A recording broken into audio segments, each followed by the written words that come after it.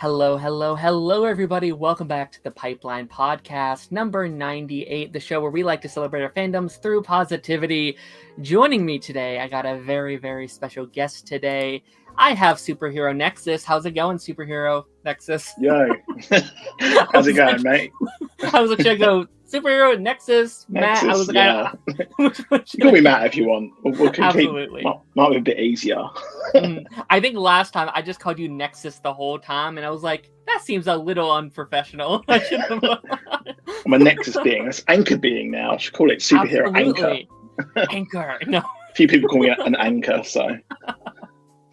Oh, man. I mean, you know, not to jump in at the very beginning, but now there's so many key words that the MCU has kind of brought in, and I feel like it sent people in this whirlwind of being like, oh my gosh, all these different things we gotta learn and theorize about. It's crazy. I know. It's like I know everyone was saying that the MCU's fell off and that, but variant is the word that's used for the multiverse stuff now, and anchor being is going to be that. So they still have a lot of power with their words. A canon event where last year that was people freaking out. They're like, what does this mean? Yeah, canon event was huge. It was like your canon event's the girl putting you in the friend zone and stuff like that. Always made me laugh, that did. Absolutely. But no, thank you so much for being here. Obviously, it's been, I'll be honest, just in terms of the time I've been on the platform making stuff, I feel like this might be one of the biggest weeks in Marvel history, just in terms of one of the most anticipated MCU movies to ever be made came out this weekend. People loved it. It was amazing. And then somehow that wasn't the biggest news that came out this week. That wasn't the biggest piece of. It wasn't the it's biggest crazy. I was just because obviously it's Hall H is about 2 a.m. here. Oh, and it's not live streamed. So I'm waking up and I'm trying to just catch up with everything because all the tweets are out of order and that. Sure. And then it's when you have the Super Bowl and all the trees. I'm trying to catch up with everything. But yeah, it was crazy. I think it's probably this one was tied with the 2019 one when they announced all the stuff we got. I think it was post Endgame leading up, because I remember that as well with being huge. But this one was obviously RDJ coming back was just like it or not, it was earth shattering. So, no, 100%. It's just good, sorry. Yeah. No, I was welcomed to a live stream while the event was happening, and I had set this whiplash reaction, and this is something we're going to talk about in a couple minutes here, but I went from because at the start of the stream I had mentioned I heard the really dumb theory about him coming back, how stupid is this, that would never happen. And then skip till an hour later it happening, and it was such this whiplash reaction of just no, I hate this. Wait, no, this could be cool. Wait, no, it was such this weird kind of what is happening. But again, kind of my after kind of exiting that stream, I was like it or not, if this is going to be a good thing or a bad thing, I'm glad I got my reaction to that thing live. So then 10 years from now, I could be yes, one of the biggest Marvel announcements to ever happen was I have on camera. I can look back on, which is kind of really fun. Cool. That's what I like about this, because it's I've been making content for too long. Sure. And I've got so much stuff I can look back and I'm oh, what did I think? Sometimes I look back of I watch my old MCU reviews. I'm what did I actually think at the time? Because obviously you can be blinded by it. But my instant reaction was, I don't like it. I was just Doom, with Fantastic Four and that. I was just it's such a good move to get a new. I wanted Coleman Domingo from Fear the Walking Dead to be in it, to be Doom. But obviously, unfortunately, they've got to worry about the bottom line. They've got to get the normies back in. Yeah. And not a derogatory term. My mum doesn't watch. She dropped out of the MCU fully. We saw Black Widow, and she was I keep texting us do you want to see Shang-Chi? Do you want to see Eternal? She's nah, I'm good. The only thing she watched was Hawkeye, because she's a Jeremy Renner stan for some reason. She probably had the app. I don't know what's going on with that. But she texted me and was Robert Downey Jr. is back. and I was like, this has got cut through. It's like proper cut through for it. So I get the decision. I do. Yeah. Yeah. I'll probably save my just overall thoughts until we get there. But yeah, no, like it's in the same reaction. And like, again, like it or not, it is a good marketing move. Like in terms of getting butts back in seats. This is probably a $2 billion box office opening. Like probably not opening weekend, but it's like a $2 billion movie. I feel like, and that's what they wanted from this. 100%. Yeah. But yeah, we're gonna get kind of jumping into our show. I like to start these episodes by asking my guests what they've been consuming lately in terms of movies, TV shows, comics, video games, anything that you're like, hey, I'm really enjoying this thing lately. Is there anything that you'd like to give like a shout out to that you've been like watching? I watched Cape Crusader recently because I helped. Sure. I did like the editing on the video for that, for heavy spoilers, and that was just solid. I was like, this is just banging. How good this is, because I grew up. I remember one of the first comic book like TV shows I ever watched was the animated series because I'm old as flip. so yeah, I was like, this is like that bit in Ratatouille when he eats a thing. He remembers going back in time, but that's good. And surprisingly, this is going to be a hot take. I got Suicide Squad: Kill the Justice League for free on PC, and I'm actually having fun with it. Yeah,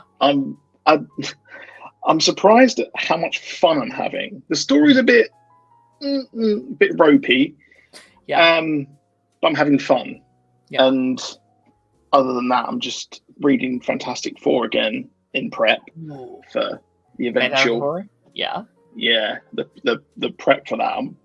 I'm a huge Fantastic Four fan, so hell yeah. And just watching trying to chip away at Dragon Ball Z because it's something I've never watched ever. Oh yeah. Other than like back in like 2001 when it was on Toonami. Yeah. And but Cape Crusader was so much fun as a DC. I feel like DC fans, we take so many L's right now. It's a bad time to be a DC fan because I like both. I've always grown up liking both. All my friends have liked both Marvel and DC. It's just weird. I always thought it was weird that people didn't like both. One or the other. Yeah, I was like, why can you not like both? It's strange. It's like not liking one genre of music. Like bizarre. But back Cape Crusader was just so good. I'm really, really hope they get another season. But yeah, I saw the first episode last night. I was like, this is pretty solid so far, but I hear it gets even better, so I'm excited. But like, I actually think this year, and it's different because of any other year, but I think this might end up being very high on my list of favorite year for comic book stuff. Not because of the like big bombastic stuff that we normally get. It's not a big year for the MCU. DC got no big movies outside Joker. But like, I think for just animated stuff, we're eating so well. X-Men came out earlier inside the year. That's one of my favorite comic book shows of all time, I think. Superman was great. This Batman show is great. We're supposed to be getting Spider-Man, oh my god! James Gunn's Creatures also comes out, which starts out the whole MCU. Like it's gonna be a really good year for just like animated comic book stuff, and I think that's the best medium to tell these stories. Is like these animated TV shows.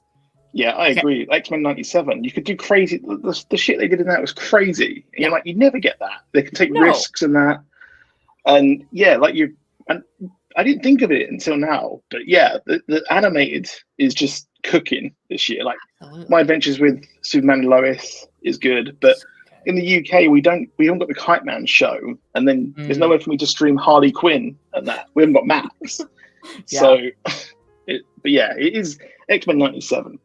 That was just I never thought I'd get that again.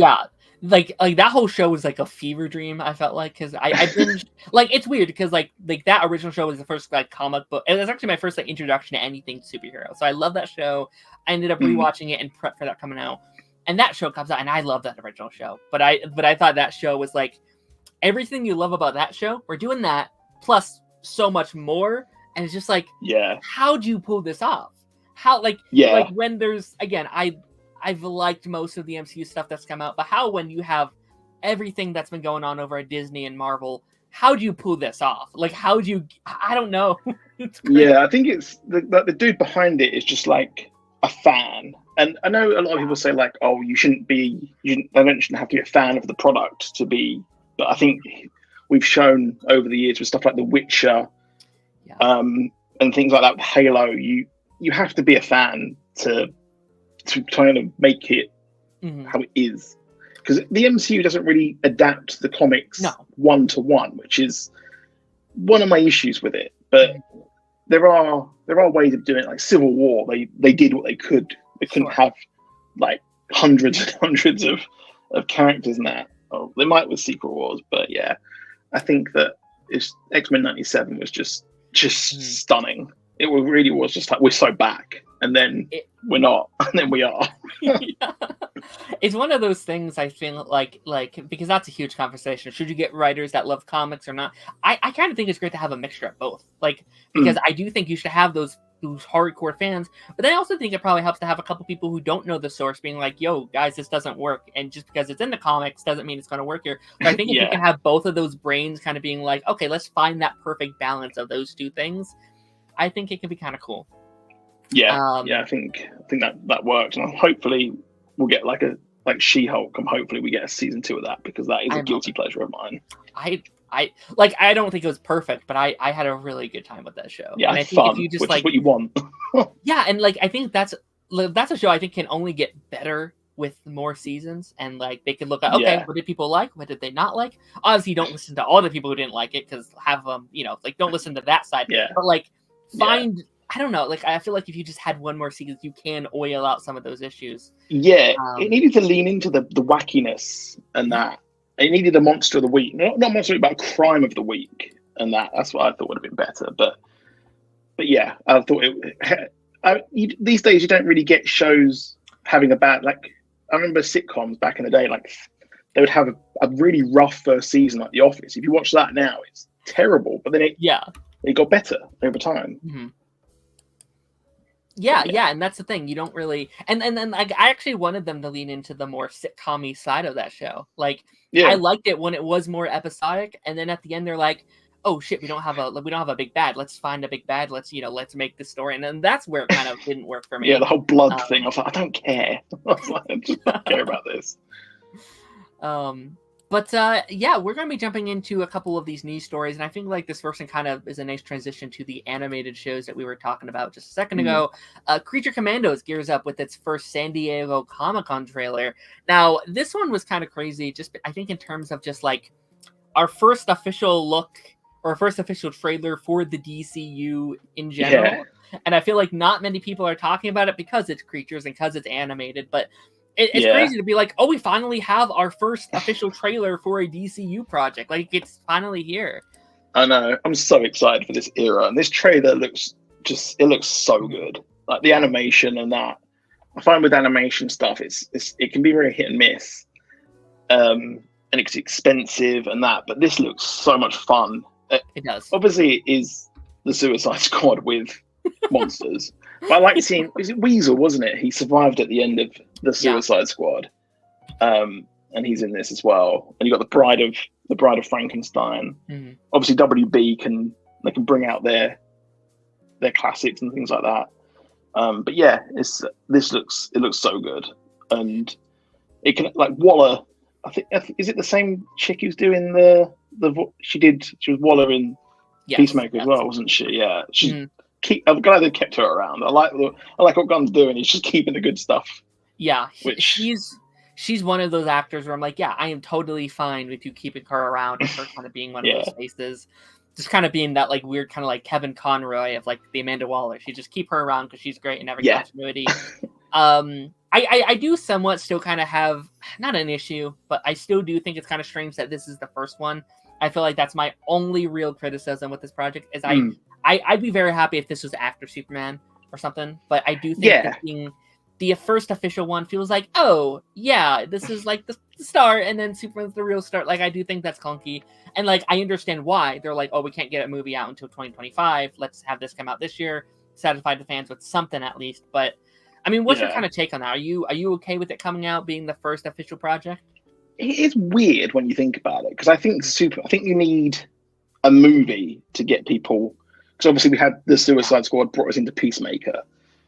I would like Superman to be the first one to set the world of whatever they're doing, or how it, because obviously they've still got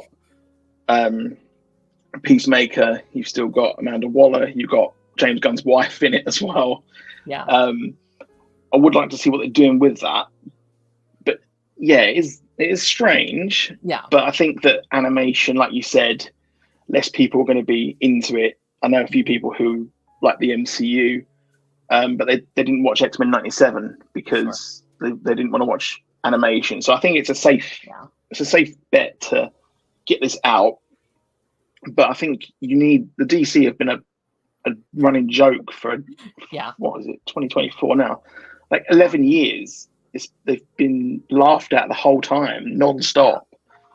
And you'd want to start this new era with a bang. You'd want it to be just like they changed the logo and no one gives a shit. Like Robert Downey Jr. walked out with the Doom mask, and then we were like, I don't care about that logo. Even the logo looks it's freaking cool. But it does look really cool. Yeah. And like, to be fair, actually, it may have been a really good thing that DC didn't come to Comic-Con in a big way this year. If they were like, here's the cast of Superman, no one, like, casual people aren't going to care because, like, Robert Downey Jr. is there and he just announced, like, no one's going to care. So actually, it might be smart, like, this year, stay aside, and next Comic-Con, not only will you have Superman at the con, like that will have just come out, and they could be like, all right, here's all the huge things we're planning on doing. Here's your castings. Here's your announcements. Like, really save that up.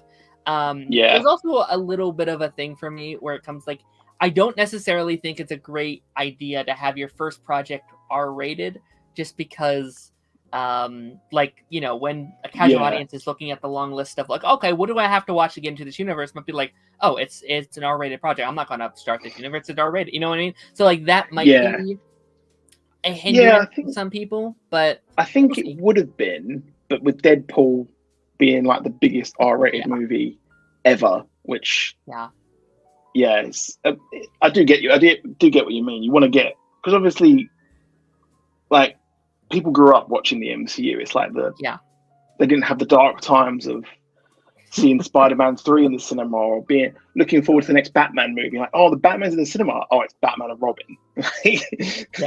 So it's always been good, and that's probably why a lot of. But especially as it's on like a. I'm assuming it'll be on Max. In America, here it'll be like, where is it?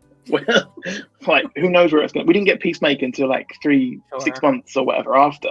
Yeah, and that's one of my problems, that in the UK, Marvel is just king because we have Disney Plus and everything is on there. But DC. It sucks. It can't be worldwide. That's still crazy to me. Like, it's because we've got like. Go ahead, sorry. So like our Sky TV have like the rights to. They've had the rights to HBO for like 20 years and all those shows. So it's all that kind of. Yeah, I think it does a big detrimental thing to the brand. I think a lot of people worldwide who don't have Max will be like, I don't care. Who are these people? That's probably like just me. That's my headcanon there. Yeah, sure. And but like, just about the trailer stuff, I did think it looked really. I think it looks like a really solid show. I bet it will be a bang. Like, I do think this year they're going to be doing very well about like trying to grab back the like representation of DC. Like, I think this will be good. If you like that movie or not, I think Joker 2 will be a well-made, well-put-together Oscar-esque movie. And even like a Penguin, I think will also just be a very well-made movie. Penguin. It's like a rehab year.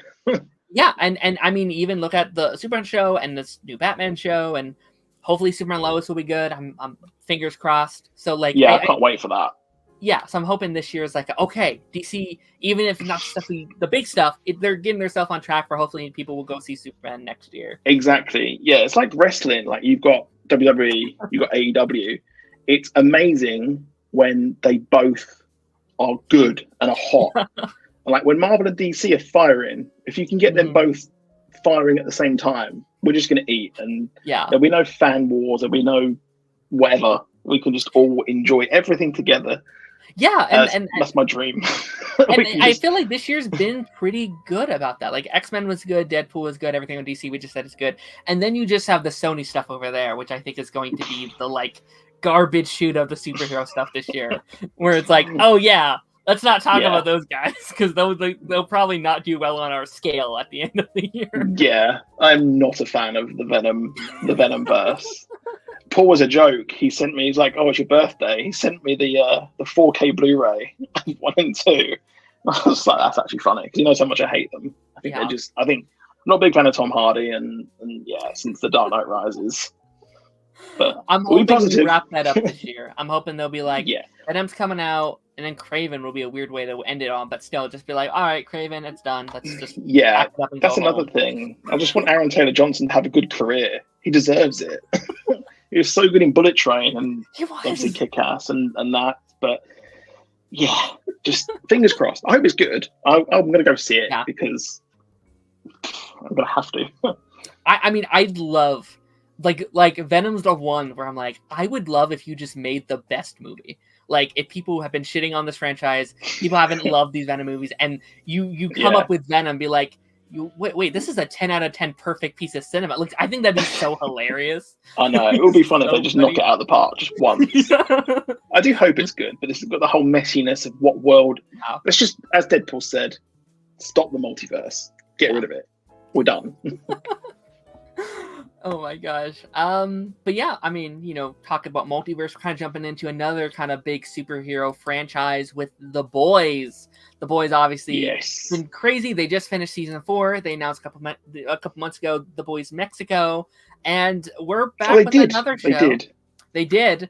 Jensen Ackles and Aya Cash, hope I pronounced her name right, will return for Vat Rising, The Boys prequel series. So this was also, I'd say, one of the bigger announcements over at San Diego Comic-Con. Not one I was expecting. They had teased that they were going to announce something huge, and I was like, oh, it's just going to be something, a casting announcement or something. Because I wasn't sure what they could even announce in terms. They just finished, nothing's been filmed, nothing, whatever. And yeah, this is probably the biggest thing they could have announced. I mean, what's your thoughts on this? Obviously, The Boys is doing huge right now. We have the main show, we have Gen V, we have this. There's The Boys Mexico. That's 4 current shows that we're like kind of looking upon at the moment. Where are you kind of at with all that? I wasn't too hot on season 4. I wasn't a big fan. I was quite let down with it, but I love Gen V, and I was so excited for season 4.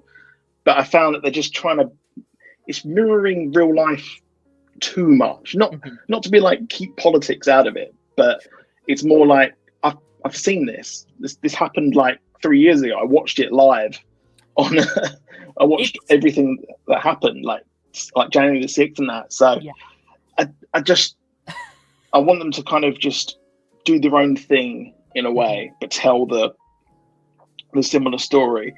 And that big hole was missing. That shield, that Soldier Boy thing was missing this season.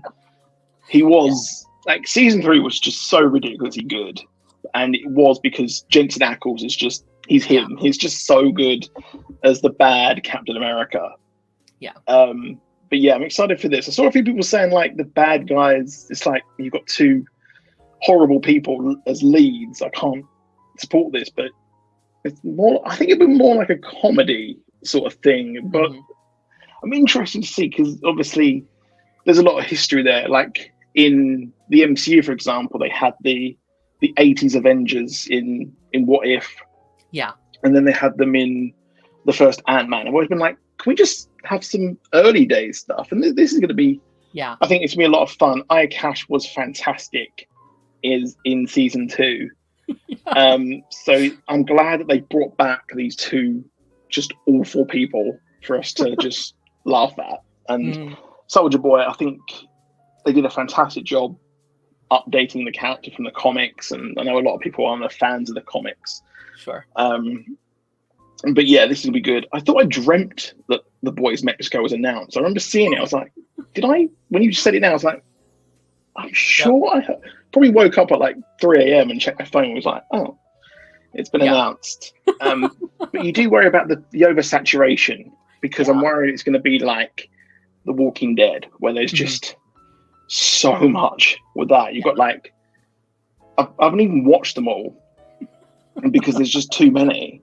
Yeah. And we've only just got Daryl Dixon in the UK. So yeah, it's going to be interesting to see. But I do worry about oversaturation. Mm-hmm. And then you've got Gen V season 2 as well. But I am looking. I think Eric Kripke's fantastic.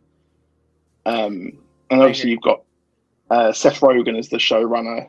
Invincible's great, even if some bits were a bit hit and miss. But yeah, it was. I'm looking forward to it.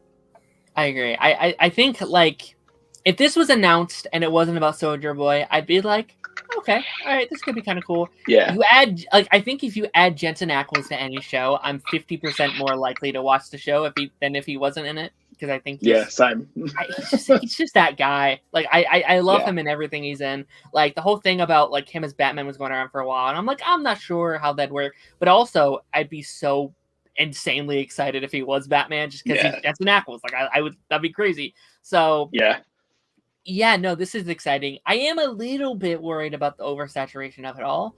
Although I think if they pace it out well enough, I'm very much, because I actually think their 2-show thing that they've been doing is very well, where it's like, all right, we have the boys this year, and then Gen V this year, and then the boys this year, and then Gen V next. Like I think how they're doing that, I think that's perfect. I'm not sure if I'd want 2 the boys seasons in a same year. So if they're somehow still able to pace it out like they have been, I'm like, all right, all for that. Yeah, it'd be a lot. I think it'd be just too much. But I think pace it out, give them time to make it, and then we can go. Then you got Mexico. I don't know what that's the one I'm about. Like, because like count that out. Like put that aside.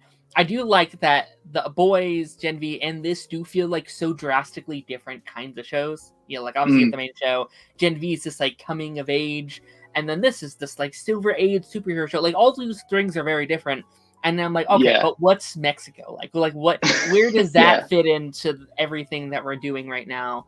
I don't know. Well, I mean, we'll have to wait and see. It's gonna be very interesting. And then our last kind of main news story here, and this I imagine we'll talk about for a couple minutes because it's a big one.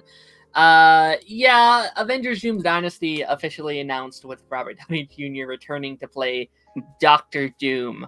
So this, when I say I think this is the craziest I've ever seen like comic book Twitter in my life, I don't think that's an over like exaggeration.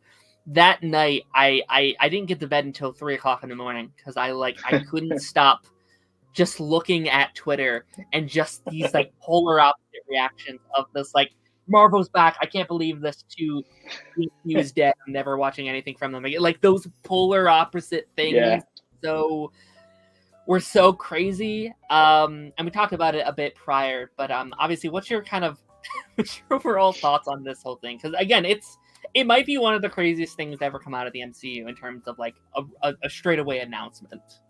Yeah, I think with it, like I said previously, it seems like a waste of Doom to be that character. And I think that what I think they're doing is he's going to be in it, and then they bring the Doom in from another. They're going to be like the proper 616 Doom or whatever. But he's always going to be in the shadow of Robert Downey Jr. It's like Sam Wilson has now. He's in the shadow of Steve Rogers, and people don't accept him as Captain America. I think they've set themselves up for a huge problem where Doctor Doom is going to be, if they get the proper one, if this isn't the proper one, then not people will be like, oh, I don't care, it's not so and so, it's not Robert Downey Jr. Depends where they go with it. If he's a variant, obviously he's a great actor, he's a fantastic actor, but it just it reeks of desperation, just pure desperation. And you just think they've just gone, here is the bag. Just please come back, please. Yeah. Because I remember listening to the podcast with Joe Rogan he did in 2020, I think it was, because it was near my birthday. And I was like, no, he's never coming back. He said he's not coming back. But then, I think he'll play Doctor Doom well. Yeah. We haven't had a particularly good Doctor Doom to date.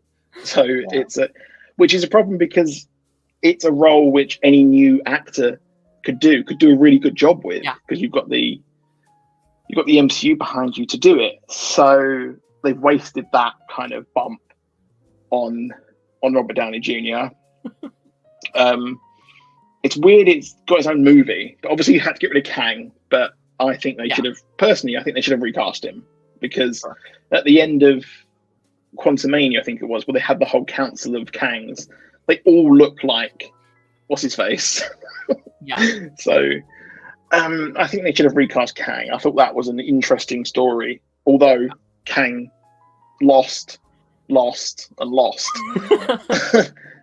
and died. So they kind of, it's the thing where they should have carried on with it, but also that character was not a threat, did not seem like a threat at all. But what I need to know is, before I say it's bad or it's good, is I need to know how much he's playing that role in a way. But Doomsday will be interesting. I think it'll be really cool. I'm kind of like on the fence. Initially, I hated it, but I'm kind of coming around to the idea slowly. I'm in the same boat, and I'm glad that we're only now talking about this a kind of a week after it's been announced, because I've been on a bunch of panels throughout the week talking about this. My thing as far as like, I don't like this. Like, there's a number of reasons why I don't necessarily like this decision. But I've also heard a lot of pitches why, hey, this is why I like this. Here's why I think it could work. And I think there are some exciting things about this. And I think that's the almost frustrating thing, is like, I think where I'm kind of at is, if you would have announced any one of those things, I'd be interested. If it was Doctor Doom is the villain and we're bringing in Blink to play him, that's exciting. Yeah. And I can even get around to the idea that Robert Downey is coming back as the villain of Avengers. Like, I like, yes, I would have been a little bit of hesitant, but I'd be like, okay, you know what? I see why you're doing this. But I think both undermines both of those things, because, like you said, it's like, there's never been a good version of Doom, and nobody's going to give a fuck that he's Doom because it's Robert Downey Jr. Like, no one's going to be talking about that. Like, you're not going to be like, well, they're adapting this storyline from here. Like, no, they're doing this because it's the evil face of the person that they already know. Like, that's why they're doing the story. But again, I can't talk about how cool those things are, because there's a thing about my mind, but it's Doom. Like, you can't, don't forget that's Doom. Talk about the Doom thing. So I don't know. That's kind of where I'm at. At the same time, though, I understand kind of maybe why they're doing this. It seems like, or at least in my opinion, seems like Secret Wars is going to be their soft reboot era. Like, it seems like I would not be surprised post Secret Wars if we have a new actor coming in to play Iron Man. If we have a new blank. So this probably was their, like, if we're ever going to bring him back as Iron Man or bring him back in the MCU at all, this was their one chance, I feel like. And maybe they're like, okay, like I've heard a lot of people talk about this idea, and I actually kind of do like this prompt of, like, he started it, he's now also going to end it, and it's this kind of full circle moments, and even this idea that, like, well, the first, like, the main hero of the first, like, Avengers movie was Iron Man, and the villain was Loki, and now Loki's a hero and Iron Man's a villain. Like that's a cool concept in theory. And that's what I like about it. That's the poetic part of it, and it's like, I just know it's kind of like, I hate you 3000. We're not going for cheeseburgers and stuff like that.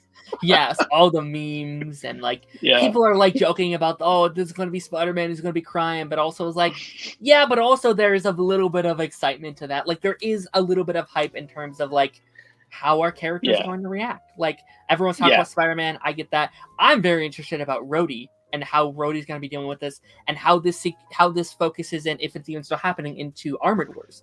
Like, I kind of love, and they probably won't do this because of budget, they don't want to give him more money, but I kind of like this idea, well, maybe Doom's the villain of Armored Wars. Like, what the whole plot is, like, someone gets a hold of all of his suits.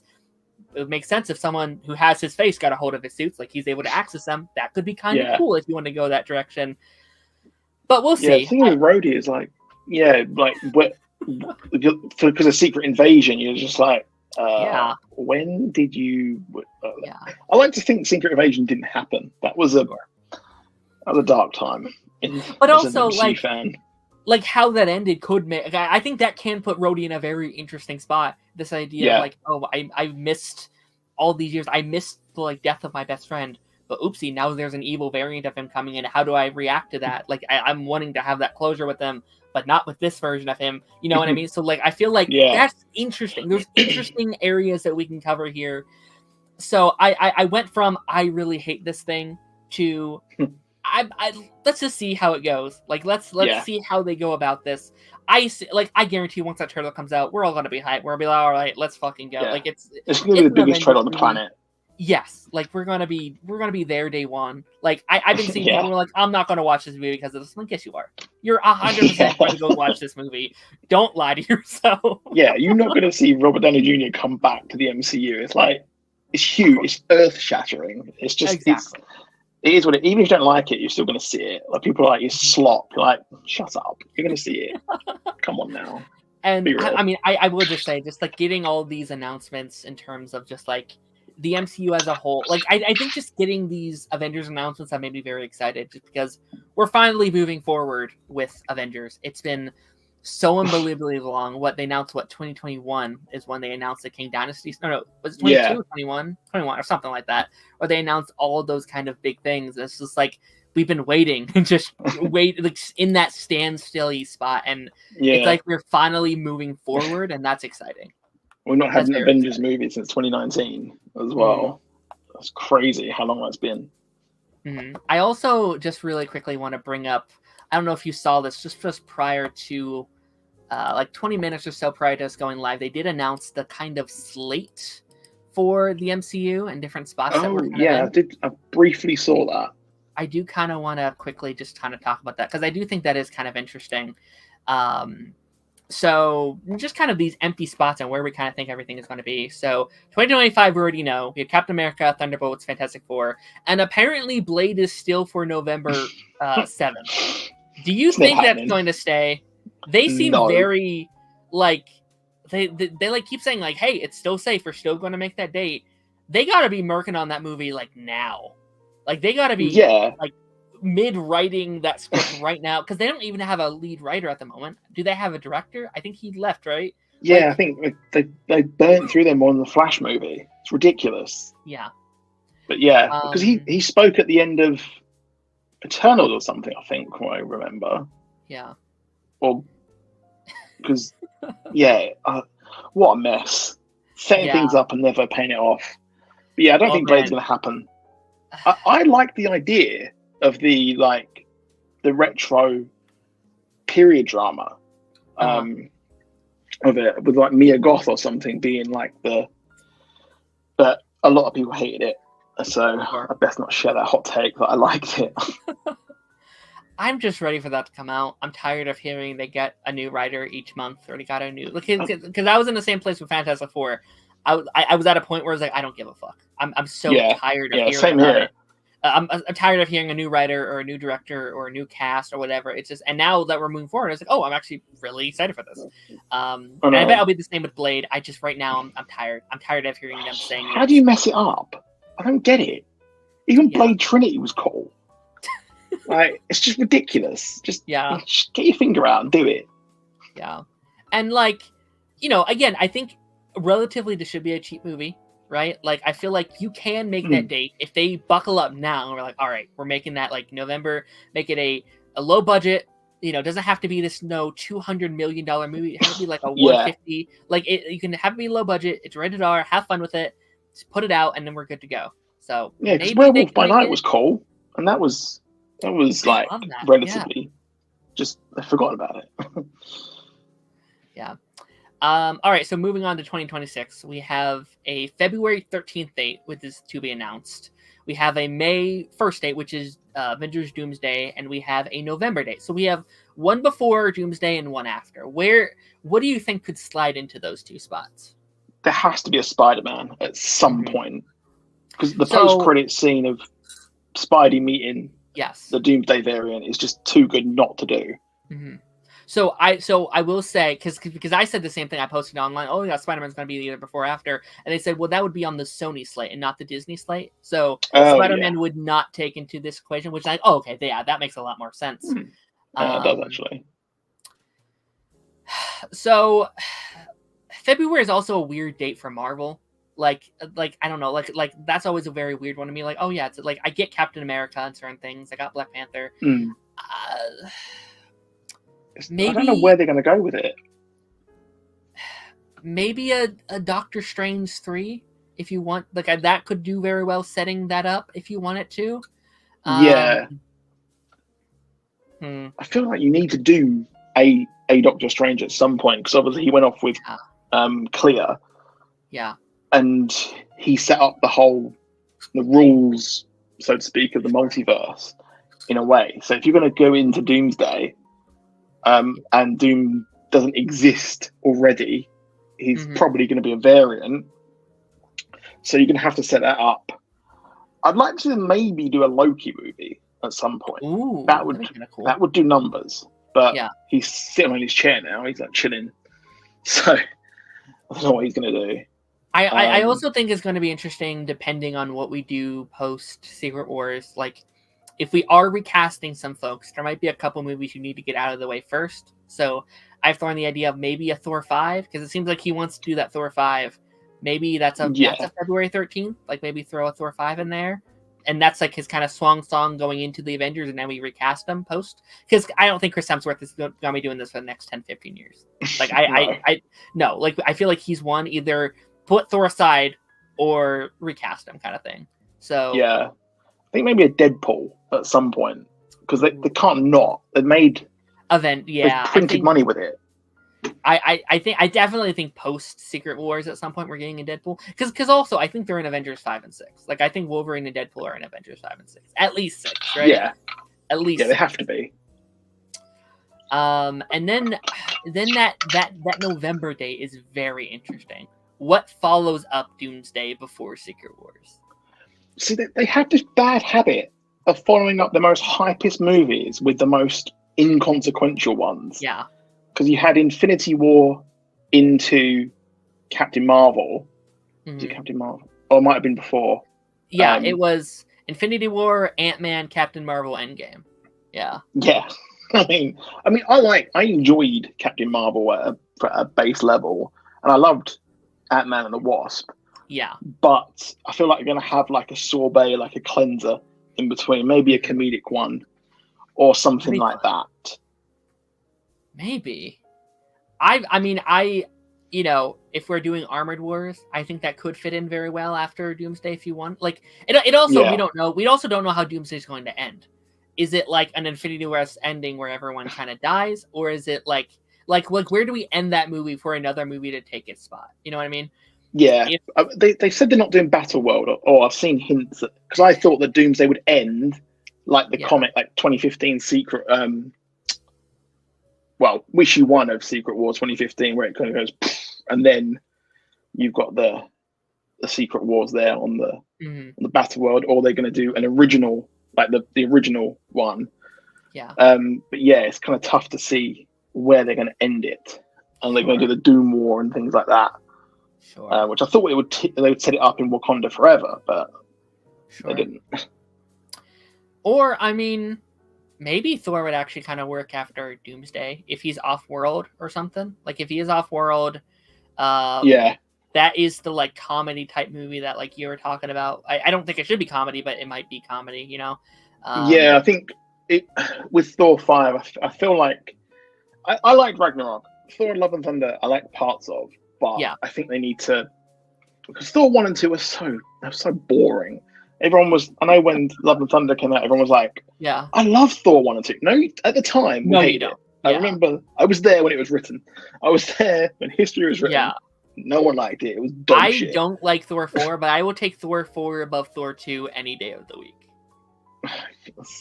It's Christopher Eccleston was wasted as Malekith. But I think, or maybe like they do a Guardians, the new Guardians. Maybe. It's such a risk though, because as we've seen, people don't want new stuff. They don't want anything like that. Yeah. Maybe a Hawkeye would be really good with him and Kate Bishop. Yeah. Or a Young Avengers at some point. But I feel like you'd want to do that after. Yeah, I think Young Avengers, I don't know, because I think Young Avengers will just be in Avengers. Like I think they're going to do it like how you would do kind of the Guardians, where it's like they're a team within the team, or they maybe even use this opportunity for them to officially form, and then they kind of go off and make their own little band or whatever it may be. That's interesting. Yeah, I'm looking forward to the Young Avengers though. I am too. Yeah, I think that they just need to get the right writers. For I think the dude who wrote the first Spider-Man Homecoming, wrote Dungeons and Dragons, should definitely do that. Just get him on board. But yeah, there's a lot they could do and put in there at the moment. I think what was Thunderbolts? That's like 2015. Thunderbolts is May of next year. Yeah. Yeah, that's 4 movies in 1 year. Well, I know that's coming out. That's gonna be such a whiplash to having 1 movie this year, to 4 shows next year, and then you have Daredevil. You have a bunch of these. Is Ironheart next year too? And whenever that's coming out, see, they might retool it. If they're doing Armor Wars, they might retool it into a movie, which I think would work a lot better. Yeah. I mean, I said just kind of make those 2 one project. I kind of think is what they probably should have done, like Armored Wars and Ironheart as one thing. Yeah, I agree. But and that takes us to 2027, which obviously that's a weird way to start the year. You're starting with Secret Wars, and then you have to go from there. You have a July and a November release date. I honestly think there should have been a much larger gap in between those two. I think you should have at least, I don't know, maybe 2027 only do 2 movies, like one in the summer, one in the fall. Where are we thinking for those ones? Because I think those are huge. Like, how do you follow up Secret Wars? How are you kind of... It'll be the X-Men. I think it's got to be the X-Men. It'll be whatever they call it, because obviously Fantastic Four is like Fantastic Four First Steps of like X-Men, Children of the Atom or something. Yeah. And I think, but then again, if they announce it, it's going to spoil. It's going to spoil Secret Wars. Yeah. Anyway, but yeah, they need to come out hella strong after that, because after Endgame, I know there was like a pandemic and everything. Let's come on, I'll give them that. But they had Loki, they had WandaVision, Black Widow didn't hit. No, it was just all over the place. It felt like an epilogue. Which should have been, it felt like a post-credit scene in some ways, where they kind of just had everything up in the air, just throwing post-credit scenes everywhere. There was no like unified thing. Obviously we had the multiverse, but they didn't, all the rules are different and everything. So it wasn't as unified as like phase 1 to 3 was, where you kind of knew where we were going. We had the Infinity Stones, like kind of going on. You could kind of guess where they're going to go with it. They've gone through so many unfortunate things that were so unavoidable. Like they had COVID, and then they had the strikes, and then we had the major thing. There were 3 just so unavoidably terrible situations that they found themselves in. Yeah, and they just went too much into the TV as well. Yeah, like the Marvels and that, where it was just like you've got to watch. I know people keep saying that you don't have to, but I showed my mum like the Flurkin thing, and she was like, "Who's that?" I was like, "That's Miss Marvel. She's in the Miss Marvel show." She was like, "Who's that?" I was like, "That's Rambeau. She's the daughter of the woman in Captain Marvel you saw for like 5 seconds, and she was in WandaVision." She's like, "I don't know who these people are." But they just lent way too much into the TV, and they thought that people would watch an 8-hour show, then watch the movie, which. Back when Agents of S.H.I.E.L.D. came out, I was like, oh, this is cool. Like, this would be cool if you had more shows, but I can kind of careful what you wish for, in a way. But they need to have like a unified brand and ID and story of where it's gonna go. Obviously, with the mutant saga, and then it will lead into whatever they want to do there. But yeah, I think X-Men definitely has to be one of them coming out of there. Yeah. I think that'd be such a fun way to start this new kind of era of, like if this is the Mutant Saga, obviously that's what it seems like. But also just X-Men carried Marvel for so long. It'd be very like poetic if this is how you start this new MCU. Like I think this is, we're going to be keeping some elements from the past. Yeah. But I think this is going to be like a new MCU, if you will. So I think that'd be a really fun way to like that's your new kind of face of it all. And then I feel like we got to have a Shang-Chi. I think a Shang-Chi season 2, November, I think that'd work very well. Because they've been waiting we've been waiting so long. Like what Yeah. the first one 2022, second one 2027. That's a long break. That's a long gap. I remember watching that, and it was still like COVID restrictions in London when I went to go and see the showing. Like, I had to wear a mask and everything to go and see it. And I was before I was working for Heavy Spoilers and that. So it's a bloody long time since we've got Shang-Chi. Yeah. It's been a real long time. But yeah, I think having that going in, and then you can set up your kind of new Avengers, all new, all different Avengers. Just like after Secret Wars, you had all new, all different Marvel, and you can do that here. You have all of the toys in your toolbox. You have everything. Yes. You have every single character. Finally. Yeah, that's. I mean, I'm honestly kind of just now. The more I thought about it, the more I'm really craving post Secret Wars having the Avengers, Fantastic Four, X-Men all in one castle. And honestly, you can just kind of you can rotate these big franchises out if you want. You can do Avengers, X-Men, Fantastic Four, Young Avengers, rotate, and then do another X-Men movie. Like you can just kind of. And I think that might actually work best for Marvel in terms of like, instead of every character having their own project, which obviously some of that's cool. I like that. But also it's like, not every character needs their own project. You would just do some more Avengers movies or some more X-Men movies or, whatever that may be. Thunderbolts, I think, could be really fun too, just in terms of like this rotating cast of villains that you can keep making. Yeah. I mean, I'm really excited for Thunderbolts. It's kind of like the air's been sucked out of it, but you've got Florence Pugh. She was yelling. How do you say her name? I cannot say yelling. Yelena. Yeah. Yelena. That's it. You got her. You got David Harbour as a Red Guardian, who was just. See, I like parts of Black Widow because David Harbour as a Red Guardian was just chef's kiss, and I'm hoping that they pay off the whole he knew Captain America with the whole Isaiah Bradley being like a Manchurian candidate kind of activated secret agent thing. Sure. But yeah, I think seeing that'd be cool. And then obviously I think that the next sagas, Infinity War, would be obviously Avengers versus X-Men at some point. It has to be. It's too cool not to do.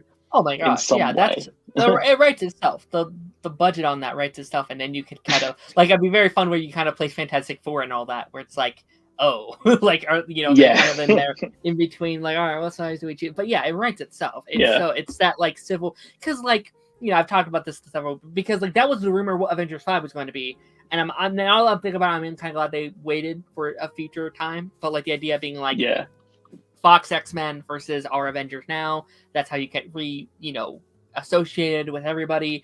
But also it's just like, but just imagine like we have everyone in the playbox at the same time. Like you can have, because that's why I slightly don't know if it'd work right now, because you don't have your Iron Man. Like you don't have those, I think, figures that everyone would want in an event like that. So I think that it's so cool that they finally have everything. They don't have the rights to Hulk, I don't think, yet. That's still like Universal, and it's like, I did like what they did throughout. They told his story through the Avengers movies, and they did a good job with what they had. But now they have 99% of all of the characters and that, and just stop the time travel, stop the multiverse, just stories. I'm really excited to just get back to just these. I'm not saying it has to be like contained stories, but just Marvel stories. Like it doesn't have to be, yes, everyone's back. As much as I do enjoy some of those movies, it's just like I want to spend time with the characters that we have. I want Phase 4, and I know we've gone on this way too long, but like Phase 4 has spent so much introducing all of these really fun characters that I love, and we don't get to focus on them at the moment. We're focused on the people from 20 years ago, and they're great. I want Kate Bishop, I want Shang-Chi, I want She-Hulk, like I want these characters that we just got introduced to. I mean, Shang-Chi was so ridiculously good. Like, I love that movie. It's so funny. It's so powerful. It's heart-wrenching with like the story, like the parental thing, and then the post credits was like, oh, what's that signal? And they just went, we're just bringing back Tobey Maguire. Everyone's coming back. I'm like, okay, everyone's come back now. We've done it. Can we just stop with the? Like, I don't think that a lot of these movies are going to be rewatchable as much. Like No Way Home, I rewatched. I was like, it only kind of hit because you saw Matt Murdock in that moment, and then you saw Andrew Garfield and Tobey Maguire, and they come through the portal. And it's like a roller coaster. It just doesn't really hit the second time. I love that movie, but like you could tell that they pause for the audience to clap, and then they continue. And then like I was on vacation and I was watching. I was like, oh yeah, they very clearly like designed it for that theater reaction. And that's not always a bad thing. Like I think everyone's like these event movies are like I like them if they're done in sporadic timing, but yeah, there's been too much of them too close together, I think. I guess that's that's a good kind of transition to like the movie we're going to be talking about today, which is Deadpool and Wolverine, which I'd argue is one of those event movies. If you think that's a good thing or a bad thing, there's these two camps. It came out this week. Again, we just talked all that Marvel, and this also came out this week. It's crazy that I kind of wish I wish they could have been separated a little bit. Because I do think the San Diego of it all kind of undercut this movie. It's doing very well inside the box office. It's looking to be hitting $1 billion in a couple weeks here, which is very exciting. Obviously, we're going to be talking spoilers for this movie, so if you guys have not seen Deadpool and Wolverine, go do that. What's your kind of take on this movie? What was your kind of experience watching this one? Well, I got to see it. I saw the screener in London. Amazing. Which was really cool. They had I got the necklace thing for it, and they had a whole event. And watching that because I don't get to see things in IMAX because in my city there's not an IMAX. There's one that's a bit too far away to go to, unfortunately. Pre-kids, we were like, let's go see it in IMAX. But seeing it in the crowd, it was just like a huge event. But like I said, this one again is more like a roller coaster of a movie where the crowd went absolutely schizo for everything, and it was fun. The story, I do admit, while I loved it, the plot was a bit paper thin in parts. And that just the problem. It had a phase 4 problem where it just doesn't connect to anything else. It's like, why is there no incursions after we've seen Multiverse of Madness? And then after you're thinking, a lot of this doesn't make sense, but it was cool. I liked how they handled the Fox stuff. They got their ending. I mean, Elektra wasn't very good. That movie was terrible. Daredevil was terrible.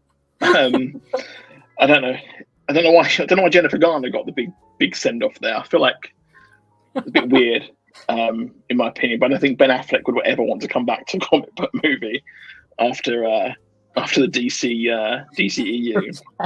But yeah, it was good. And obviously seeing Henry Cavill as Wolverine and as Deadpool said, perfect. Absolutely, in every way, shape, and form, perfect. But it did have people saying like it was just a nothing movie, but it did have heart to it. It was about it was about finding like your purpose, and I thought that was really good. I thought the acting was really good, but the plot just needed a bit more of a baked in thing. Sure, but it was serviceable. It wasn't bad. It was just it needed a bit more. But the thing was about the cameos with everything. Cassandra Nova, one of my favorite MCU villains, easily.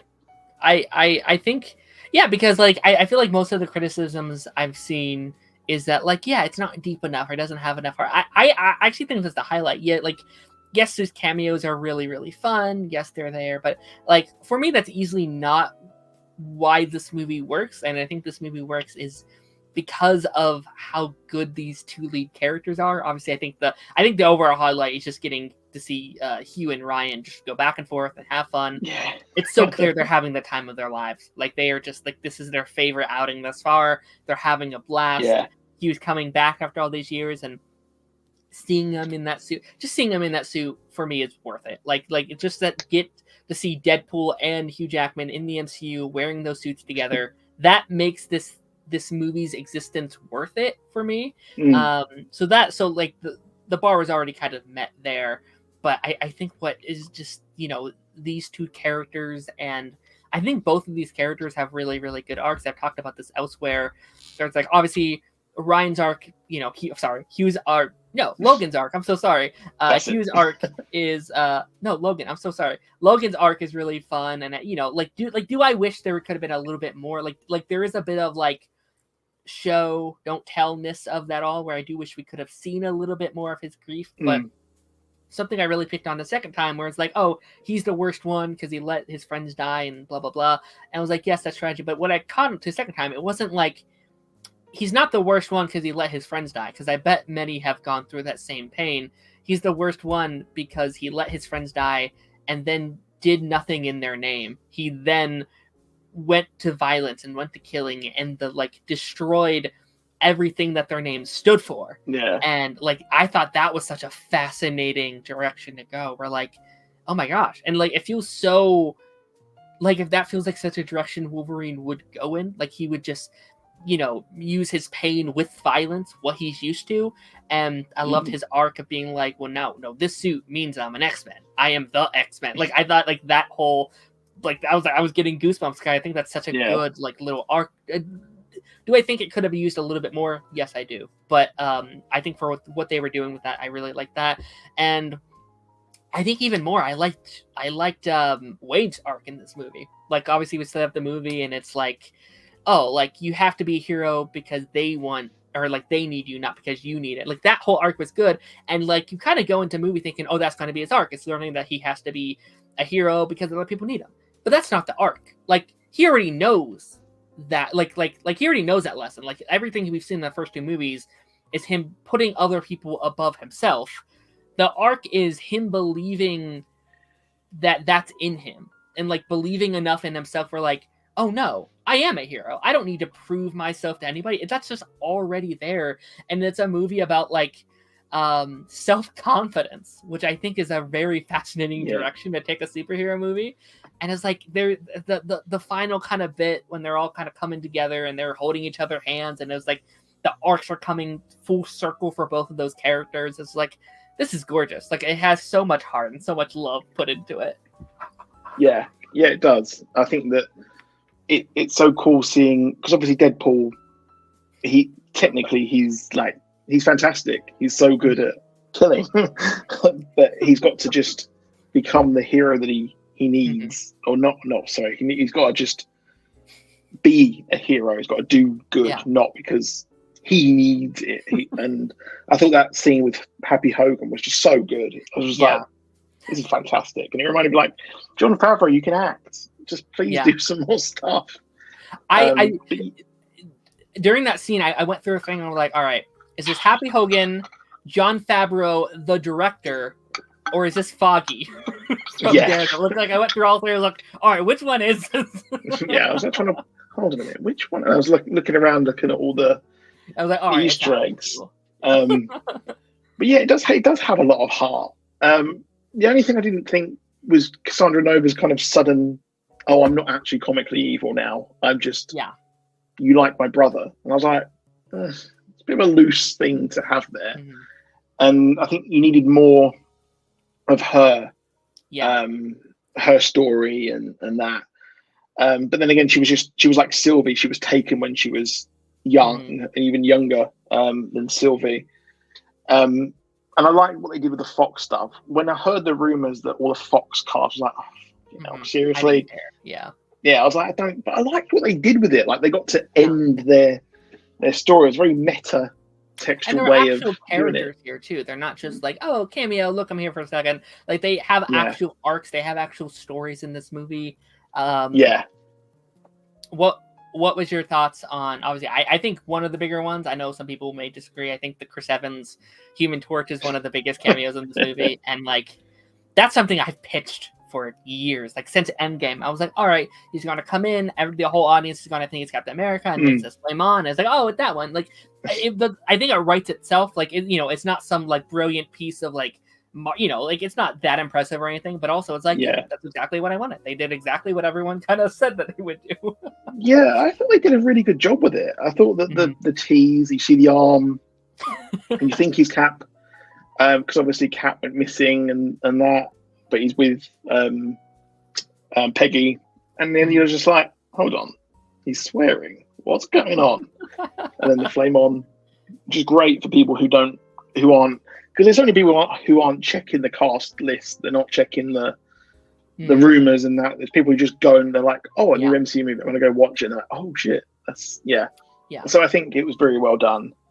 I wasn't really like excited that he was back, but it was nice to see Chris Evans.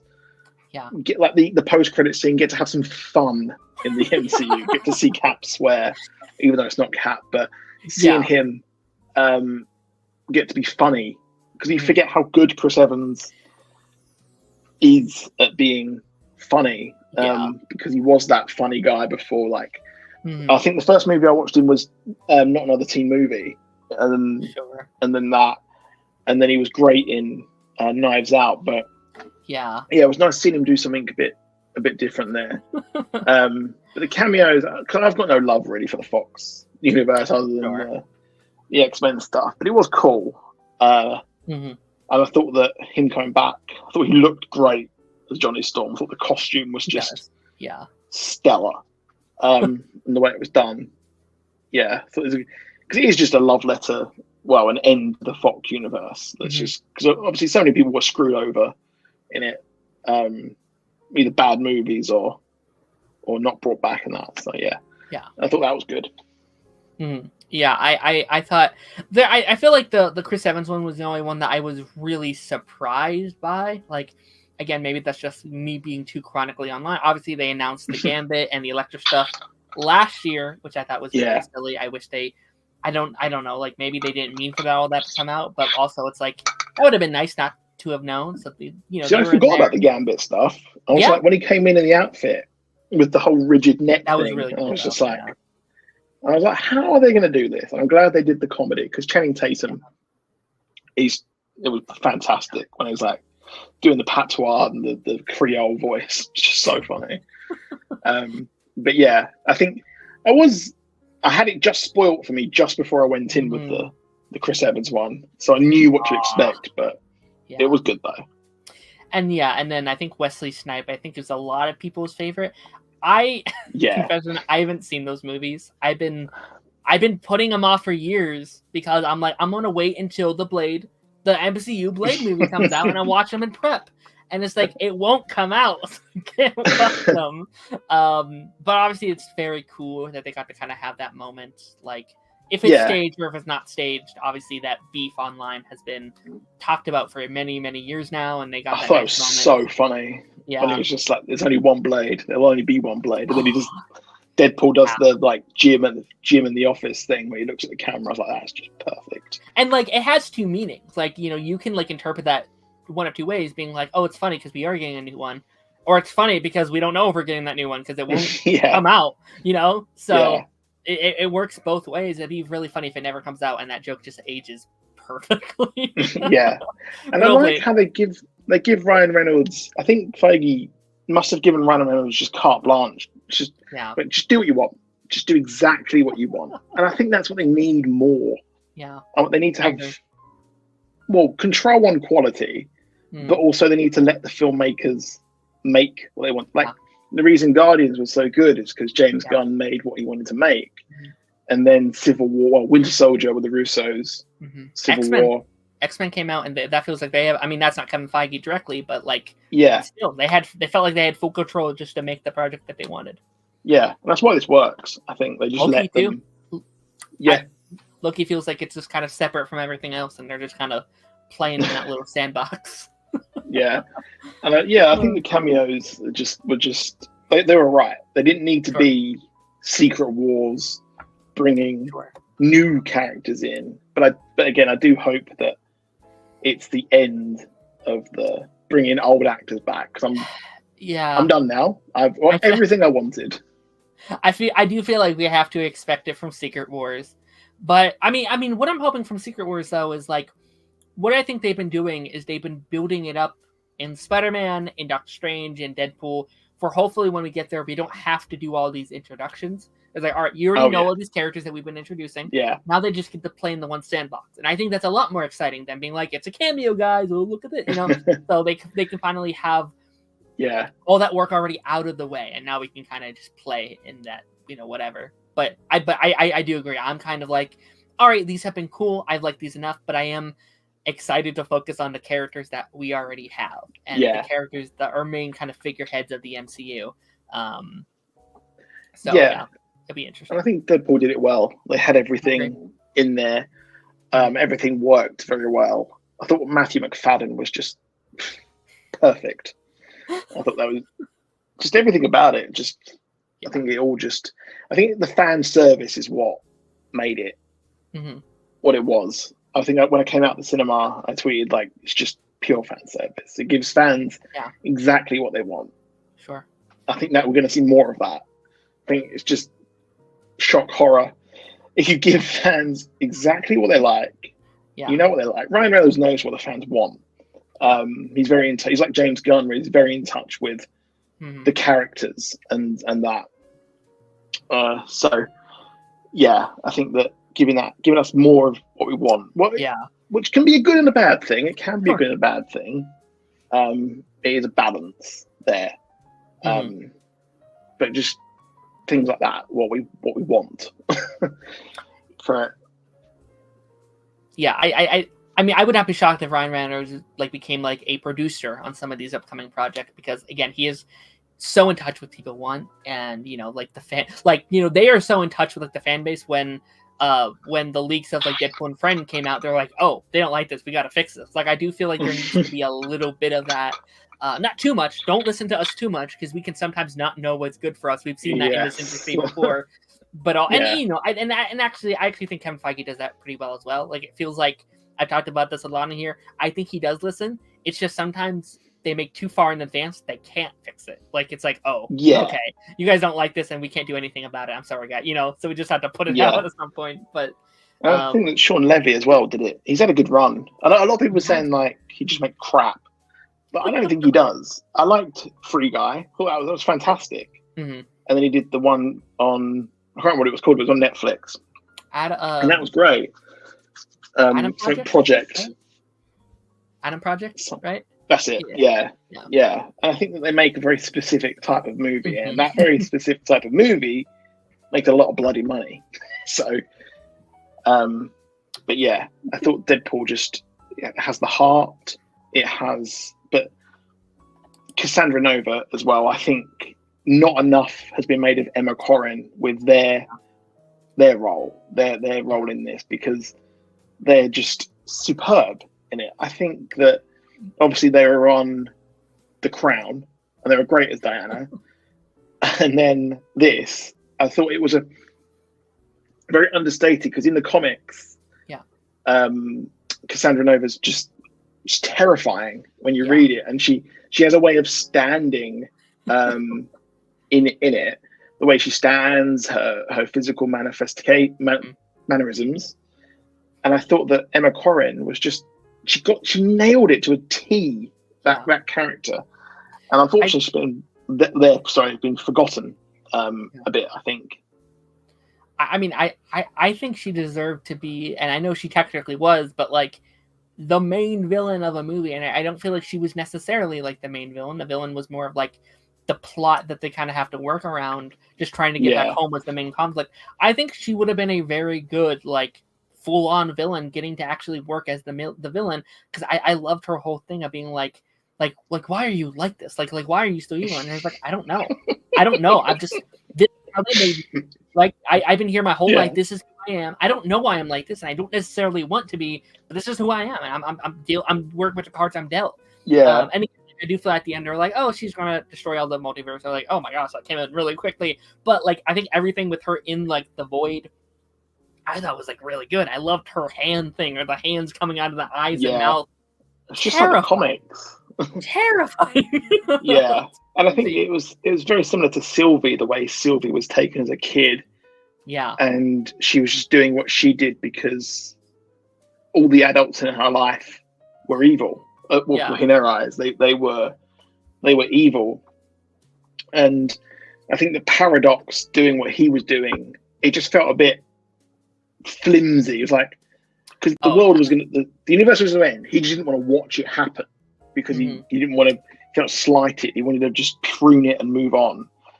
And I felt that was, what is that? That's just not really a plot. I really did not like Paradox. Like Oh, did you not? I really did not. He was so I don't know. Maybe I don't know. He was so he felt like a Scooby-Doo villain, which isn't always a bad thing. I don't know. He just bugged me.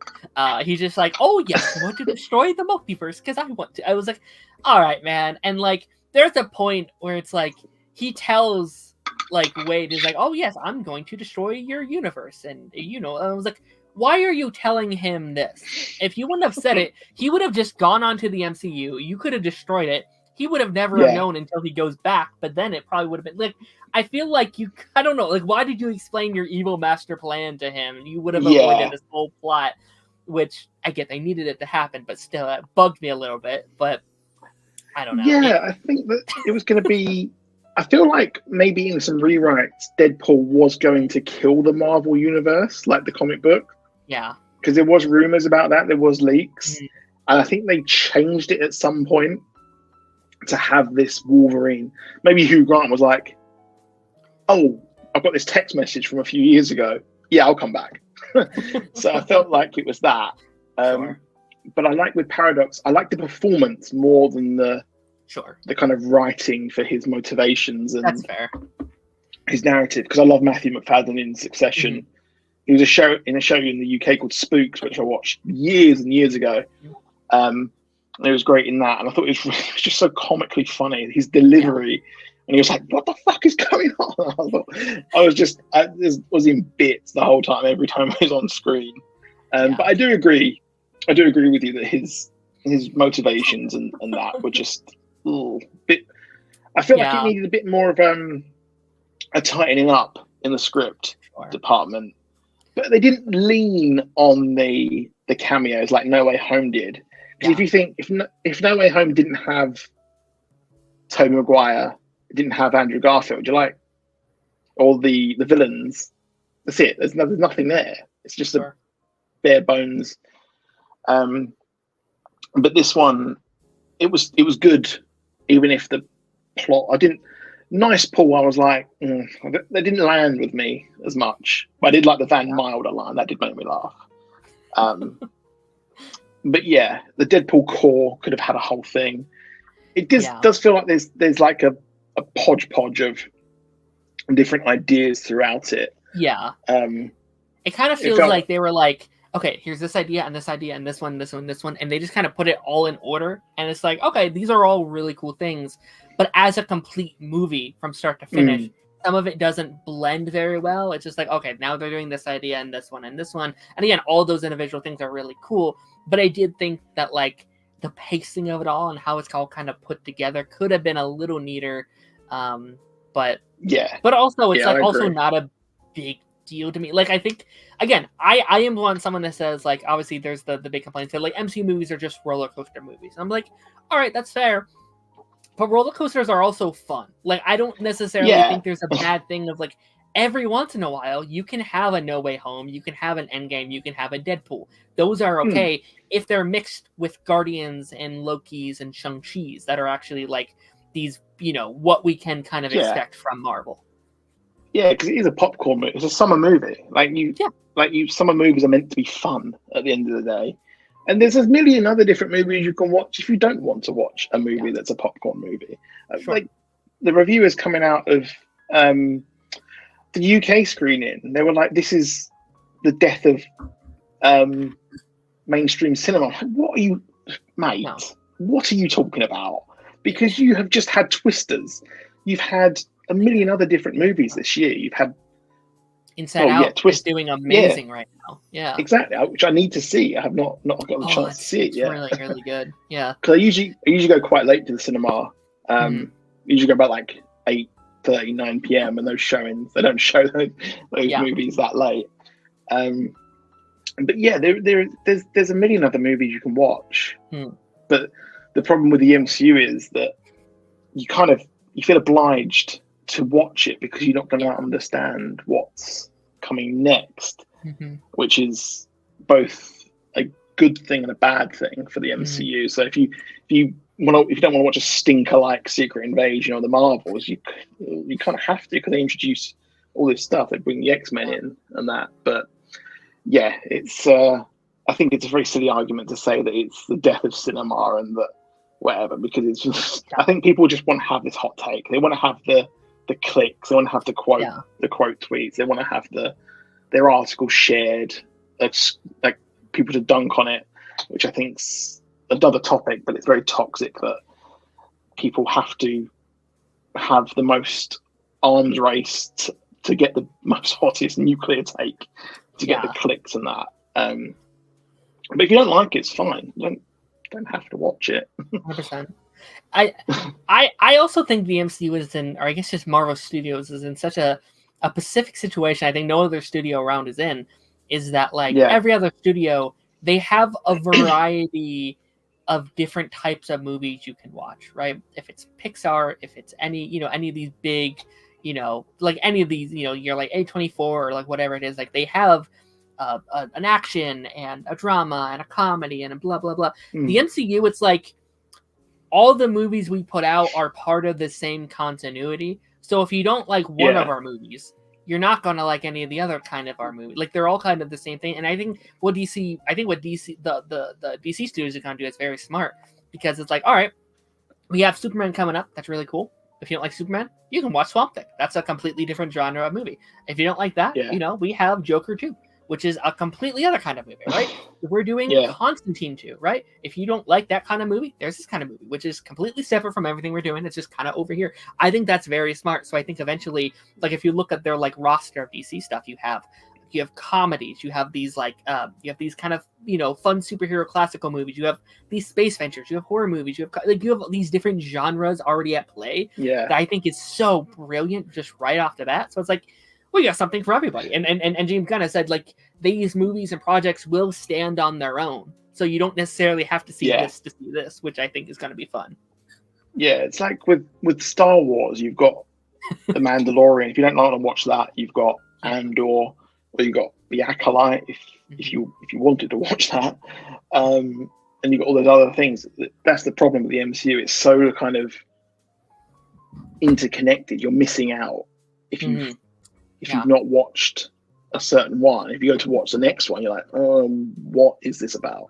Because they pop up in all the other different things and that. So yeah, and there's not enough diversification in Marvel. I think they tried to have a comedy with She-Hulk, but it didn't quite land. And then they do cool stuff. They do amazing stuff like Werewolf by Night, but no one watches it or gives a shit about it, which sucks because it was one of the best things I've ever done.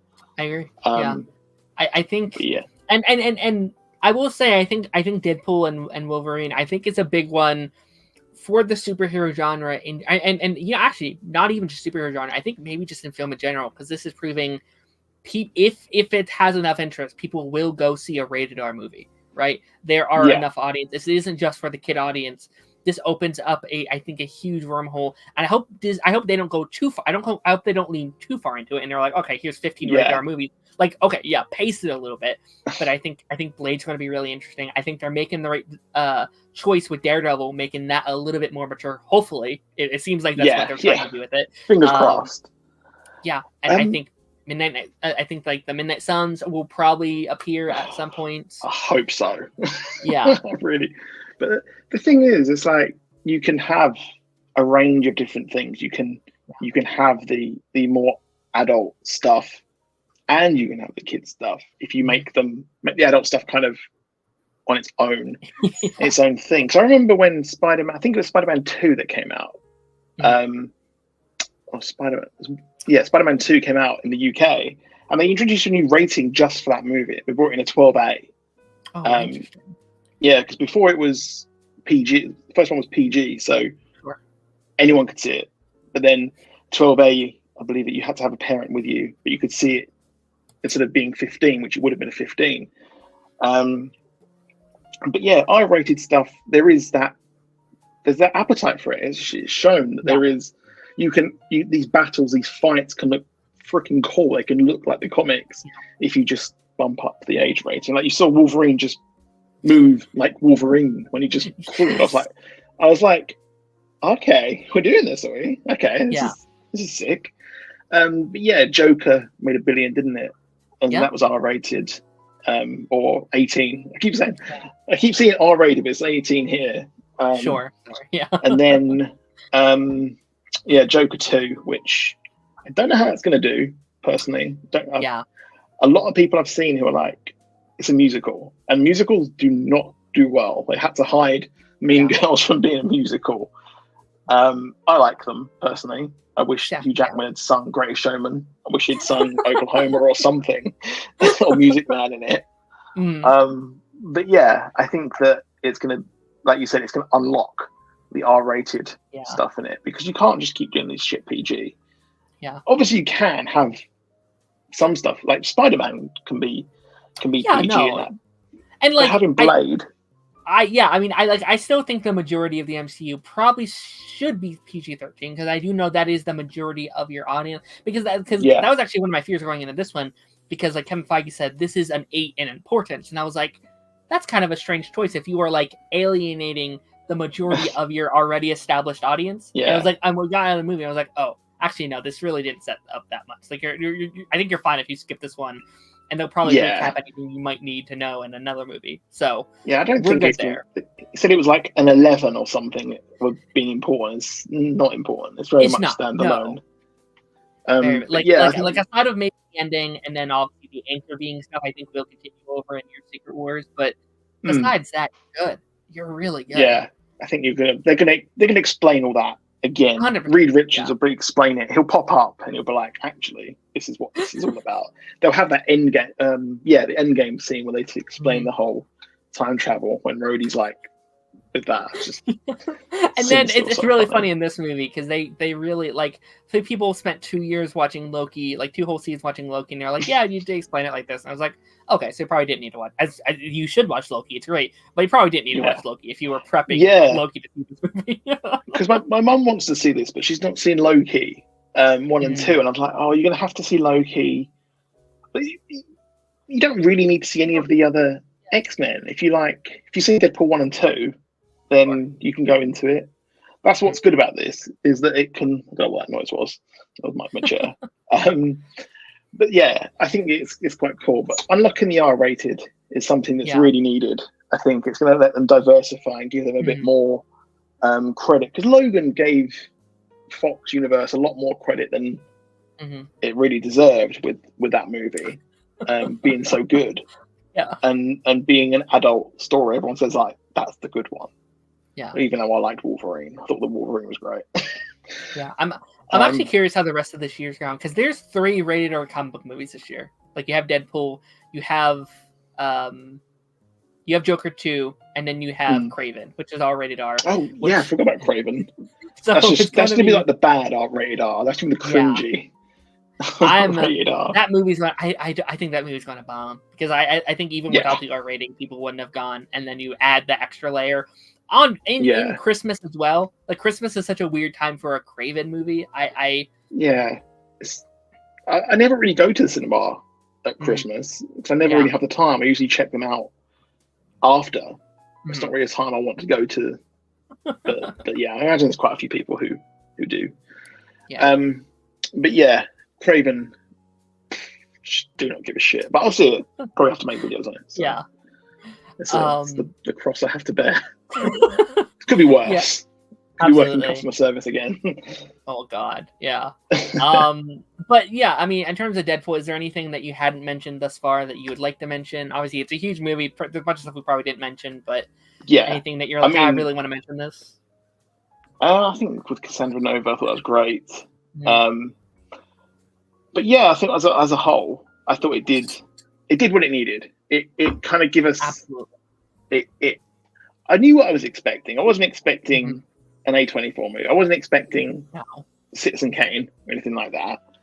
I go in there to have fun at the end of the day, and if the movie's good, like technically good, as on all those metrics, then yeah. But seeing Deadpool was fantastic, and the Deadpool core, which I did hear that there would be a Deadpool core, and I was like, because I was never really a Deadpool fan. The people who I knew who were like Deadpool before all the MCU and the movies and that all really annoying. They were like the most annoying people ever. So I kind of had a bad judgment going into it. But with Ryan Reynolds, so. But yeah, I thought it was technically, so it was a really, really fun movie, and I think that's what they need to lean on going forward. They need a safe bet. They need to. I think the MCU unfortunately does need to take that safe bet moving forward. For the box office, because doing stuff while Eternals looked like the direction closeout was fantastic in the direction that had its problems, but there were parts which were like the speedster stuff, and I think they should have split the movie up into two. I think they should have been either the past or the present. With that, I think that having that and then they need that safe bet. They need to have to get the people back, to get the people off their seats, which is quite a really sad thing to say in some ways. It is very sad, because like I think came out 6 months ago when they're like, we're going to be focusing on sequels and things that we know will do well, and like that's so unfortunate to me, because like in that world, we don't get Ant-Man's, we don't get Guardians, we don't get Eternals. I know a lot of people like that. We don't get some of those things that I think like define the. I mean, even Iron Man, like in this day and age, we probably wouldn't have got an Iron Man to begin with. I think they probably would have. Yeah, exactly. I remember Iron Man back in the day. I was like, I'm not going to see another Marvel movie because they're all shit. They're all just. A lot of them I didn't see at the cinema at the time, because after Spider-Man 3, I was like, I'm done. And then Dark Knight Rises hit, and I was like, I'm fully done with some of this stuff. But yeah, it is sad, because you would, like you said, you wouldn't have got Guardians. That was I remember what I was like, are you a Guardian? What? How's that going to work? And then Chris Pratt was cast. I was like, okay, I'll watch that because I like Parks and Rec. And obviously it's the MCU, but yeah, it's that world where but unfortunately the way the world has gone with the economy and everything like that, you do need to have a safe bet. But you've also got things like A24 are putting out original movies. You've had Long Legs from Neon, which has done amazingly, which I'm just going to see tomorrow. Finally going to get to see it. You are getting you've had Kinds of Kindness, which came out as well, which don't see anyone talking about. They say that these movies suck, and that they're killing cinema. I don't see anyone talking about these original movies or going to see the cinema. You had Saltburn. You don't see those people talking about that. You see people mention it when it's come out on digital. These movies exist. People just aren't going to see these original movies for some reason. One of my biggest pet peeves, where it's like people are like, why don't we make original movies? It's like, they do. You just don't go watch them. We only watch the sequels and the franchises, and I can sit here all day and be like, I wish they do more original stuff, and I do. Yeah, that is true. But we don't watch the stuff that they make, because we don't care. Like, we don't know. It's like I think I forget what I was talking about, but it's the idea that like you have this really popular candy bar that has been around for the last 20 years, and if you go into the store, are you going to get that Twix bar that you've been eating for the last 20 years, or are you going to get this brand new candy that you've never had before? It's like, no, you're going to get that Twix bar. It's just that's how it goes. So and it's expensive to go to the cinema. I mean, I have a Limitless card, which is like £17 a month, and I get unlimited movies. But before that came out, I had to decide what am I going to see each week, because I could only afford one movie a week. I'm going to have to pick something that's somewhat of a set, like an IP I know or something, which was quite tragic, really. But you want to go in and try and not see a bad movie. But, exactly. And it's unavoidable. And I also think there's so many more movies now than there used to be. Like, I think just like people are making so many new movies every single year. There's a weekend, maybe 1, 2, 3 movies are coming out. It's like, all right, so which one are you seeing? Like, you can't all 3. You don't have time, you don't have the money. Which one are you going to go see? And, because if you go to the cinema, it's about £16 to £18. Which I think's about 20 or 25 or something dollars. And you're just like, that's a lot of money for people who are struggling as it is, which people don't seem to understand. You see reviewers and they're like, people aren't seeing these movies. Like, because you're getting to see that movie for free. These people are not. But yeah, it is just a sad thing that people want the safe bet. But yeah, it's just that's a bit of a rant there. About No, I go to the cinema. I've had that same rant on here where it's just like there's a reason why, even though it sucks, but it's a reason there. Yeah. Kind of closing thoughts on this. Like, I had a great time. I actually saw this movie twice. I didn't love it that much the first time. I liked it. Yeah. But I was a little underwhelmed after what everyone was saying, and I saw it the second time, and I was like, oh, I get it now. This is a really, really fun movie. And I will say, I don't think we mentioned it. Like, I think my favorite bits of the movie are like the usage of a song in this movie. Like, everyone's talking about the opening sequence with Deadpool and their bye bye bye. Such a fun like opening credit scenes, how they use the credits, and just I know some people are mad about it, but how they use like Logan's grave, like I love that. I love the bit of like, oh yeah, we're not like how are we going to avoid not aging well the Logan movie? It's like, well, we're not. I'm literally going to use his corpse to fight these bad guys, and that's such a funny bit. That's so I did good. like that. Then the like use of Like a Prayer in this movie was some of my favorite. That was good.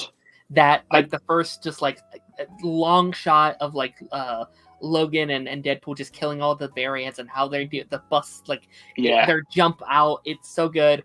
And then obviously the ending, the like gospel version of the song at the end was beautiful. I think it was my favorite part of the movie is how they used that. Yeah. I was gutted they didn't use Bring Me to Life by Evanescence when Elektra came out. I was like, come on. Please. Or give us the Caesar song from it, please. And they had the Avril Lavigne song as well. And then Iris by Google Dolls as well. Yeah, the music in it was just, it is more than just that. Yeah. I thought, at least, anyway.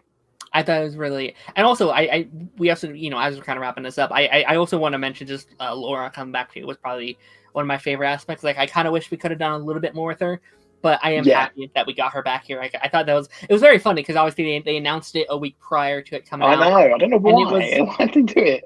I think apparently she just wanted to go to like the event, which I can understand, like to an extent. She wanted to go to this huge moment in her life, but also it sucks for us fans. That's like, oh, that would have been, and like in the movie, it's very clearly meant to be the big cameo out of the four. Like she's supposed to be the moment in like the cinema, and it's like, oh yeah, we already knew about you. We saw it. Yeah, they tease it as well. It's clearly meant to be like a surprise. Where like you see the boots and you're like, who is that? Yeah. But yeah, I thought it was cool. I thought that Daphne King was fantastic in it, and I thought it was a nice moment where she gave. I did hope that you would get a passing of the torch with her being, because I really liked the Laura Kinney as the all new Wolverine. I thought those comics were great, but I can't see her being the Wolverine in this world where everything has to be a safe bet, and a few people have some very silly things to say if she doesn't become the Wolverine. I'm curious where the multiverse kind of stands post Secret Wars, because I'd be very down if they gave her like a movie post that world, not in the MCU of course, but like one of those kind of off, like if we had like a movie with just those two again or something, because it doesn't feel like this movie going in, you're like, okay, this is Hugh Jackman's swan song, and it's like, but that's not what this feels like. This feels like a reintroduction to Hugh Jackman's Wolverine. Yeah. And that would just be for Avengers 5 and 6. Or maybe he does another one. Maybe he does another Wolverine movie at some point. I don't, how old is he? Is he 60? Yeah, he's getting on, but he looks good. He does. Lie. Like I'd watch more. You could... like I don't want him as the MCU's Wolverine. Like I would very much hate that if he's the main one, like people have been throwing out there. But also, I do want Henry Cavill, but that man is cursed. That man just cannot land. I feel like you gotta go someone. Okay, he's 55, which isn't terrible. Yeah, that isn't too bad. That's still younger than Downey is, which is crazy. Yeah, he's heading to 60. So yeah. But I think that you got to pass the torch at some point. Yes. Onto it. I want someone. I've been very apparent that I want all the MCU's X-Men to be new. I don't want anyone coming over from the Fox. No, I just completely fresh cast. Everyone in their 20s, 30s, someone who can do this for the next 10 to 20 years. I agree. And one thing I was surprised about in Deadpool Wolverine was there was no first class. There was no I've forgotten her name. The one who played Jean Grey in it. Yeah. She's Sansa Stark. Yeah. Taylor Swift's friend. Sophie Turner, isn't it? That's Sophie, it, yeah. I thought that you'd get her in it with the whole Ryan Reynolds, Taylor Swift thing, but yeah, I thought you'd get that. I think maybe get James McAvoy or someone in it. It's weird there was no first, although there was Azazel, who say his name, he was in it, but there was no like X team I'm thinking, from that. I'm thinking Secret Wars, you maybe have a scene where we get to see some of those early cast members in those yellow spandex suits, and it's a really cool moment. Yeah, I think we're waiting, because like I said, I think this Phase 4 and 5 has been about setting up these cameos for them. For they're doing the heavy lifting, but there's going to be a couple cameos that are just cameos in the movie. So like I think you're going to want some of those. So that's why I think like Nicolas Cage, Ghost Rider will probably be in there. Some of those will probably be in there. Saving a couple of those like surprise things. I don't really care too much about those. Like I'll be totally fine if none of those people are in Secret Wars. But yeah, I think that they should have put him in this one if they want to do Ghost Rider. In it, but that's something which you could have him come in at the end. But absolutely, it's all up in the air. I think they're going to just throw the money at it and give everyone what they want. They're going to just get everyone in. They're going to get Chris Evans back. They're going to get everyone. I mean, at this point, why not? Like I didn't want Chris and Downey back in these. Like I was like, I don't need that. But also, if you bring Downey back at this point, just bring Chris back. People have thrown around the idea like he's Hydra Cap. Like this hits evil Downey, and like, I was like, all right, you know what? Screw it. That's a fun idea. Why not? It would be interesting. But that comic, people were fucking angry about that. People were like that came out. Well, he was Hydra Cap in Free Comic Book Day, and people were burning their comics over it. It's weird how everyone's like Hydra Cap, but people were very, very mad when that happened. But yeah, it's gonna be very interesting time to see. Yeah. But we've got a good MCU movie. That's what we've got. Yes. And that's what. Yes. And hopefully we can keep that momentum with Captain America and Thunderbolt and Fantastic Four. It looks good. Cap 4 does look good. It looks good. I'm like, it could just be marketing though. Secret Invasion looked really good too, and we were like, oh. Yeah. I mean, we got the screeners of it showed you the first 2 episodes, and they were just. I was like, this is like Mission Impossible 1 sort of vibe with. And then they just made it a Marvel thing. I actually really liked those first 4 episodes. And then 5, I'm like, oh, wait, now I'm realizing things aren't maybe that good. This is what they're going to do. Yeah, I was like, looking back, I was like, oh, yeah, it did have problems I just wasn't seeing until now. Yeah, I was blinded by it. But yeah, Cap 4, because I've never really been, like, when Sam Wilson, his comic, when he was Captain America, I was like, I didn't really dig them that much. And I was like, I'm not really a big fan of, like, the mantle being taken and that because I get stuck in my ways. Sure. But it does look good. Like the editing and that, you've got the leader back and Red Hulk. Giancarlo Esposito as well, he's good in everything he does. So positive vibes moving forward. Yes, hopefully we can go on a good track. Agatha's next, and I'm excited for that, but also I'm so excited for that. I could see it going, like, I could see it either being one of the best or one of the worst. It just depends on kind of where it wants to lead. Also 9 episodes though, so hopefully they have enough time to just tell a solid story. Yeah, but, I think it's going to be like Legion in a way, which was one of the best, not MCU, but Marvel shows. Sure. But I'm excited. It looks good. Aubrey Plaza as a goth, so that's all I need. That's all I need in my life. Just like good vibes all around. Hopefully, next couple projects. And like Captain America's the first kind of post Bob Iger coming back MCU project. So hopefully, like, it seemed like he was trying. I don't like everything he's done. He says some things where I'm like, shut up. But also, it's like, it seems like he was trying to get the like reins back on track a little bit. So all the reshoots, because you had reshoots before that, and then you had reshoots and reshoots and reshoots. Yeah. And I think Captain America is a $400 movie because of those reshoots, and that's insane. And you got to factor in the marketing as well. So that's the most. Hopefully, it's not a disaster like Dial of Destiny. Yeah, that's more expensive than Endgame, which is crazy to think about. That's crazy. Just you factor in the CGI, but then you've also got the cast. Yeah. top A-listers there. So Mhm. it looks good. It should have been does. a cheaper movie. Should have been a much cheaper. We spent all should the have money been, on like, Harrison Ford. 170, 200 at the most, I think. Yeah, that 200 would be the most. maximum. Yeah, I mean, yes, you do have a Hulk in there, so I guess that kind of makes a little bit of sense, but still. But with that being said, it's late for you, so I don't want to keep you too long. Thank you so much for being here. This was a really fun stream. Obviously, huge week for Marvel, so there was a lot of fun stuff to talk about. So again, thank you for being here. Is there anything you would like to shout out or promo that you're working on, or you want people to just check out? Subscribe to Heavy Spoilers. That's what I'm going to say. Spoilers. Absolutely doing some great work over there. Yeah, and I wish you luck in the best of in a post Deadpool world where we're getting Kraven and the Venom and whatever's next for this superhero genre of a year.